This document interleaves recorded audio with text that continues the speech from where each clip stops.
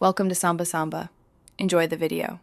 You start by launching shortcuts and confirming prerequisites, iCloud sync and automation permissions.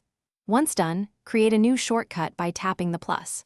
Select whether this will be an app, quick action, or service trigger so the structure fits your goal.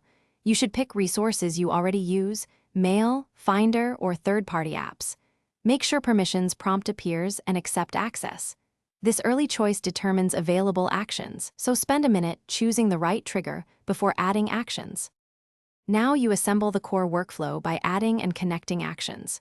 You search the library, then drag actions into place. Once you have multiple actions, use drag and drop to reorder and link outputs to inputs. Use magic variables to pass data like selected files, text, or URLs between actions. If you need branching, insert if or repeat blocks and set variables to preserve state. Make sure to test small segments as you build so errors are easier to isolate and fix. Finish by testing the whole shortcut from the editor and then in its real context, like the menu bar or Finder.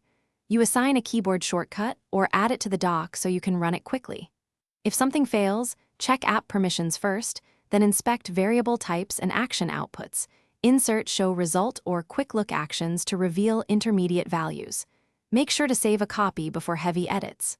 Once working, label and organize shortcuts into folders so you can maintain them.